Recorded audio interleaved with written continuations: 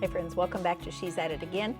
My name is Tanya, and as I am making this, I'm also kind of with eyes in the back of my head, keeping an eye on the weather. We are under a tornado watch. In Arkansas, that's not real uncommon, but on a day like today, every YouTube channel that has meteorologists on it are talking about this is going to be unprecedented weather today. So anyway, husband's out of town, and I thought, you know, what better to do than cook something and do a video. So what I'm making today is going to be dinner for whenever he comes back in a few days, and it looks so good. I've never done this recipe exactly like this, so this is going to be hamburger steak with a cream gravy on it with potatoes and onion slices, and it looks really, really good. So this could be a meal in itself. You might want to throw in a roll, salad, something like that, but as far as the vegetables, you have some of them in there already. So go with me as we make some hamburger steak with gravy and potatoes. Yeah, that's it. So in our bowl, we have a pound of ground beef. This is what I have right here.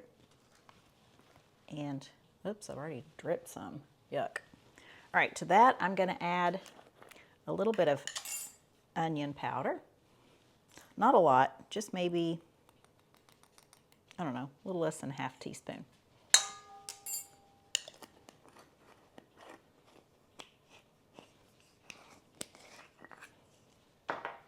A little bit of garlic powder.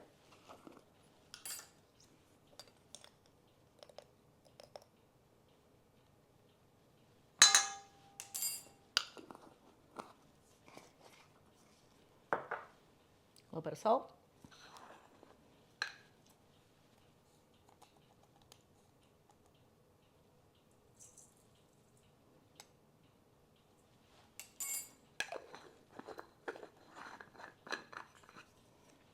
And a bit of black pepper.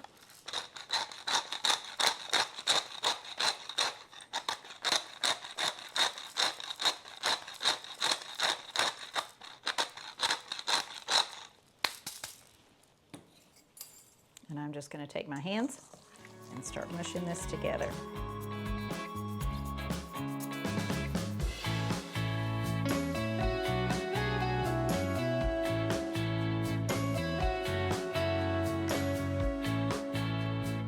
If there's another flavor you think might be good in there that you and your family like, by all means add it to it.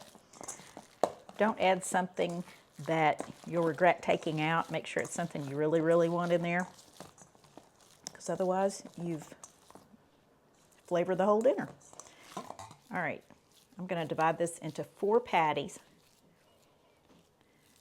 So I'll divide that into 2, and each one of those into 2.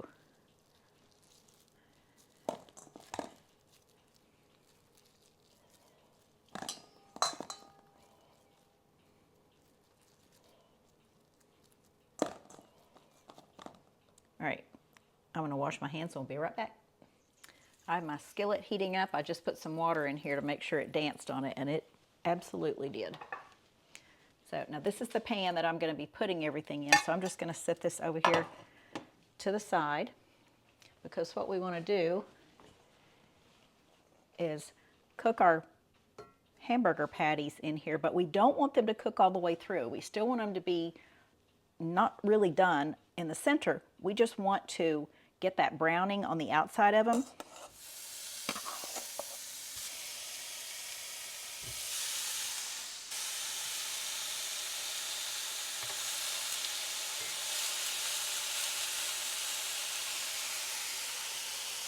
I'd really like to have a good sear on all these, and then the inside still be very, very pink. I have my piece of parchment here because I don't want my spatula sticking to these when I turn them over, but I'll show you what I'm talking about in just a minute. I don't quite have my skillet burner on medium. It has like low, 6 numbers, and high, and I have it on just barely over 3. Okay, that looks like a pretty good sear on that. I'm going to take my parchment push that down. Otherwise, my hamburger patties start going up through the slots in my turner, and it does not want to let go.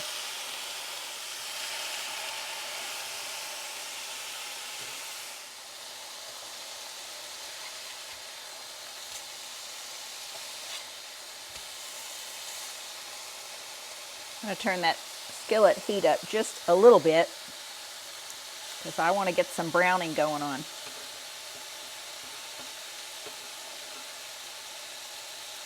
I think that's called the Maillard effect, when you get a good sear on there and there's just a difference in flavor. It's the difference in putting ground beef in a pan and just stirring it, cooking it slowly, and it just being kind of gray. That compared to when you have browning going on here on this beef, there's some kind of chemical reaction. Again, don't get me started because I would just know enough to make myself look really dumb, but the flavor is just so different in the two, it's really not even a good comparison. So we definitely want to get a sear on that. Now I can turn these over and press down, and it does not stick to this tool.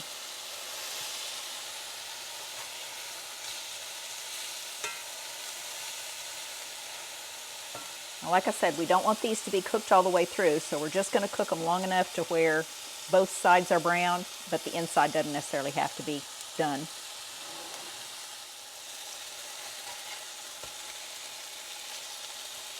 Okay, we have some good color going on there. I'm going to put these in my pan, and I'm going to leave the heat on the skillet.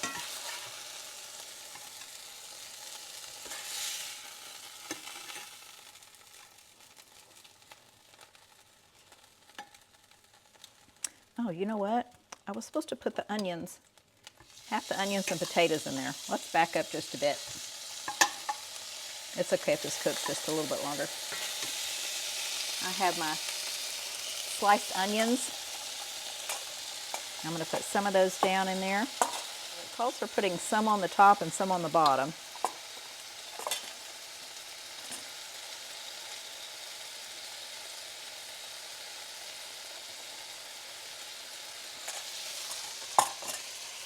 Here's the potatoes that I sliced up. Do the same with those. I'm using about 3 potatoes, and these were not large potatoes. They're just organic russet potatoes. Okay, now we're going to take our patties and put them on there. Turn this around so you can see what I'm doing.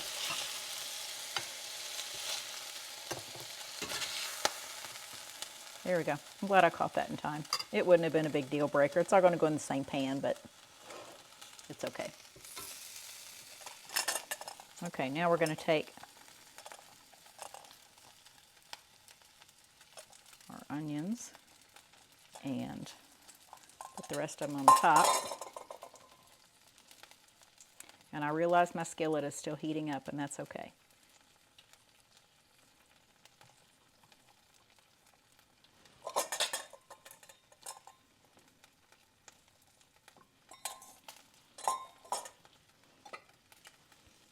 All right, I'm going to take about a tablespoon of butter. Let's go back to the skillet over here.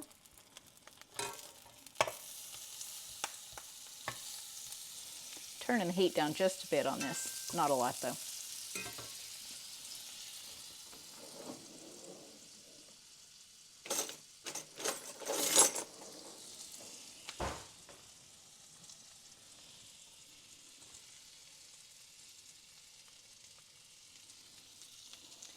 We're going to take flour, and this is about 4 tablespoons of flour, so 1/4 of a cup.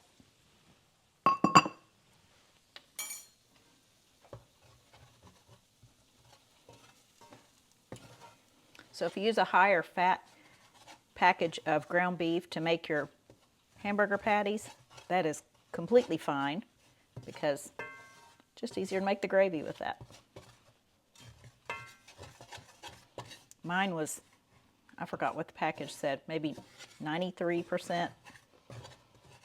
93:7. I don't really know. I can't remember what the ratio was. I could look at the package, but I just put it over there in the sink. All right, I'm going to scatter my potato slices over this.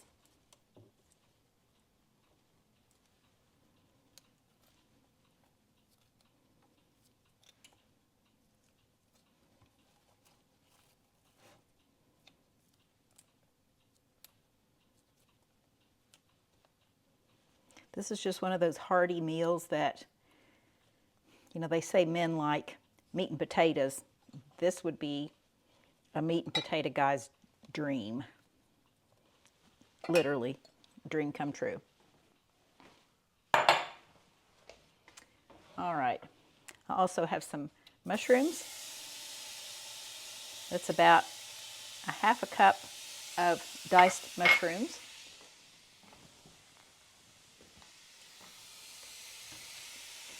I'm going to add a bit of salt to that.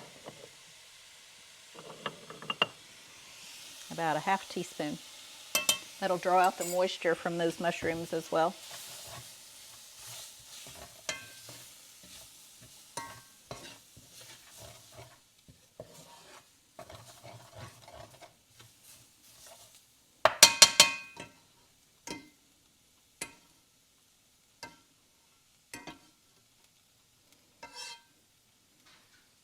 You could also use the olive oil in place of the butter that I put in here just a bit ago.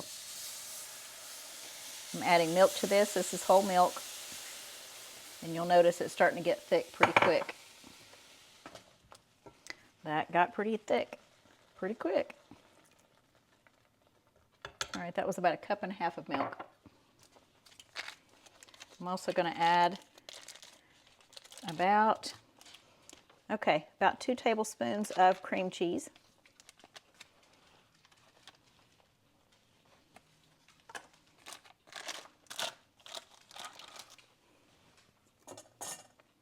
Is anything ever not good when you add cream cheese to it? I mean, really, that's just a side note. Don't skip out on the cream cheese. You can also add extra pepper to this gravy if you want to, but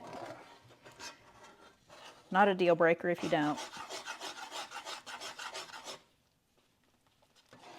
This is one of those casseroles that would be great made ahead of time. If you didn't want to come in from work or come in from somewhere and do it in the evening, make it ahead of time.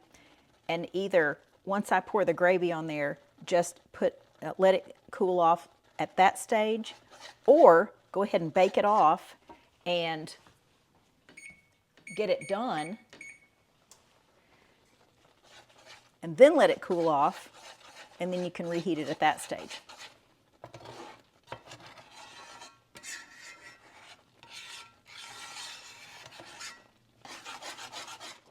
Okay, we're going to turn our heat off. See how quick that gravy comes together?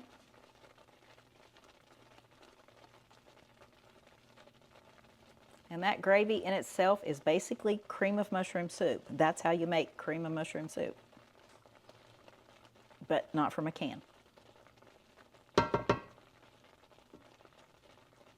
I have other videos that are just like this, and I pretty much tell people flat out, this is just cream of mushroom soup, but without the can and all the chemicals. So now you know.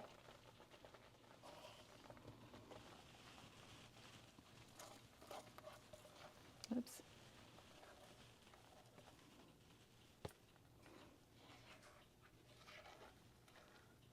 Just pouring all that gravy right on the top of it.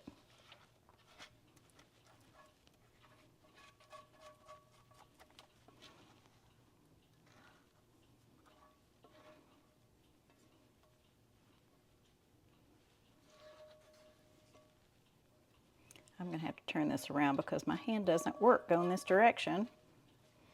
And you can't see it if I turn it around to where I can work with it.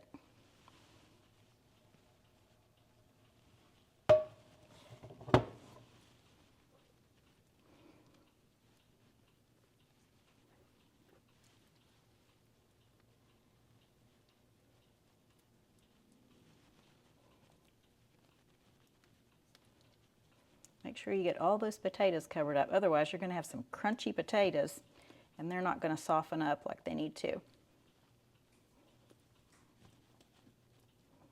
All right, I'm going to get the rest of this stuff out of the skillet, and then I'll turn the camera back on. You can see what it looks like. Got everything in there. Here's what the skillet looks like now. Nice and clean. Well, not clean, but it's all out of there into here. All right, this piece of parchment I used the other day and just happened to have it on hand, and the foil that went on something else, so it's not dirty. And the reason I put parchment on there is because I don't want aluminum foil touching my food. I just don't. It will, yeah, people will argue the fact it won't taste like aluminum foil. Yes, it does. Tanya says it does. All right, we're going to put our parchment and our foil on it. We're going to bake this at 375 for about an hour. Then we're going to take it out, put the last topping on it, and it's done. So in the oven she goes.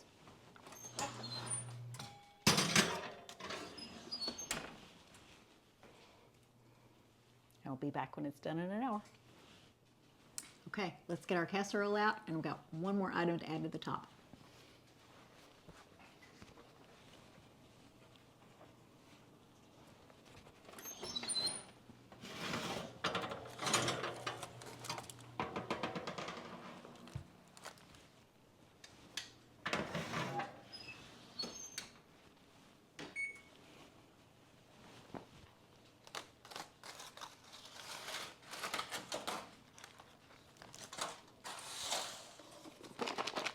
Okay, we got fresh shredded cheddar cheese.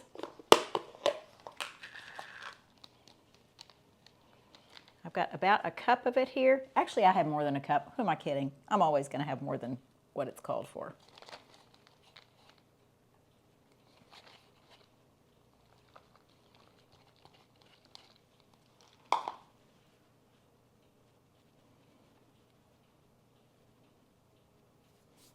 All right. Now this is the part where I'm not going to put it back in the oven because I'm trying to get this to cool off at this point. I'll cover it up, put it back in the refrigerator, well, put it in the refrigerator after it's completely cooled off, and this will be for our dinner when my husband gets home in a few days. So not going to eat this now, even though it smells absolutely incredible. I could eat this now and just cover it up with some gravy, and he'd probably never know, but we're going to save it till when he gets home. So anyway, hope you give this a try. The recipe is in the description as always, and thanks for joining us. We look forward to sharing something again with you real soon. Hope you give this a try. Once we bake this off and the cheese is all melty, oh, it's going to be so good. So anyway, it's just a matter of reheating it after this. So thanks, guys. See ya. Bye.